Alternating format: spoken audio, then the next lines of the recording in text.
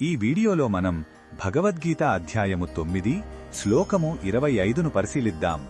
ఈ అధ్యాయం పేరు రాజవిద్య రాజగుహ్య యోగం, అంటే విద్యలలో రాజు వంటిది మరియు అత్యంత రహస్యమైన జ్ఞానం. ఇక్కడ శ్రీకృష్ణుడు భక్తి మార్గంలోని వివిధ స్థాయిలను మరియు వాటి ఫలితాలను అర్జునుడికి వివరిస్తున్నాడు. మొదటగా ఈ పవిత్ర శ్లోకాన్ని భక్తితో విందాం. యాంతి దేవవ్రతా దేవాన్ పితృన్యాంతి పితృవ్రతాః భూతాని యాంతి భూతేజ్య యాంతి మధ్యాజినోపి మాం. ఈ శ్లోకం అర్థమేమిటంటే, దేవతలను పూజించేవారు దేవలోకాలను పొందుతారు, పితృదేవతలను ఆరాధించేవారు పితృలోకాలకు వెళతారు, భూతప్రేతాలను కొలిచేవారు వాటి లోకాలకే చేరుకుంటారు.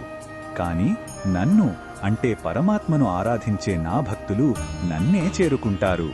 ఇక్కడ భగవంతుడు మన గమ్యం మనమెంచుకునే ఆరాధనపై ఆధారపడి ఉంటుందని స్పష్టంగా చెప్తున్నాడు. ఈ శ్లోకంలో ఉన్న భావం మనకు ఏమి చెప్తుందంటే, మన లక్ష్యం ఎంత ఉన్నతంగా ఉంటే మన ప్రయాణం మరియు గమ్యం కూడా అంత ఉన్నతంగా ఉంటాయి. తాత్కాలికమైన కోరికల కోసం దేవతలను పూజిస్తే ఆ ఫలితాలు కూడా తాత్కాలికంగానే ఉంటాయి. కాని ఎవరైతే శాశ్వతమైన సనాతనమైన పరమాత్మను తమ లక్ష్యంగా చేసుకుంటారో వారు పొందేది కూడా శాశ్వతమైన మోక్షమే. మన ఎంపిక మన భవిష్యత్తును నిర్దేశిస్తుందని ఈ శ్లోకం మనకు గుర్తుచేస్తుంది.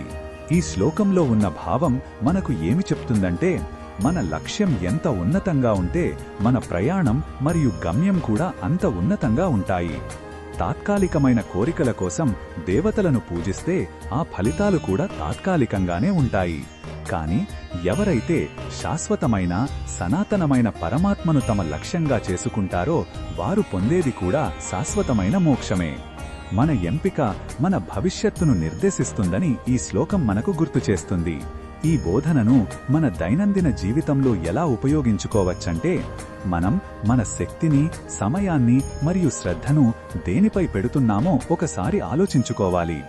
మన జీవితంలో ధనం, కీర్తి లేదా సంబంధాలనే పరమావధిగా భావిస్తే మన చేతన ఆ స్థాయిలోనే ఉండిపోతుంది. కాని మన పనులన్నింటినీ భగవంతునికి అర్పణగా భావించి ప్రతి క్షణం ఆయనను స్మరించుకుంటూ జీవిస్తే మన సాధారణ జీవితం కూడా ఒక ఆధ్యాత్మిక సాధనగా మారుతుంది. తద్వారా మన అంతిమ గమ్యం భగవంతుడిని చేరడమే అవుతుంది. మరిన్ని భగవద్గీత శ్లోకాల అర్థాన్ని తెలుసుకోవాలంటే మా తదుపరి వీడియోలను తప్పకుండా చూడండి.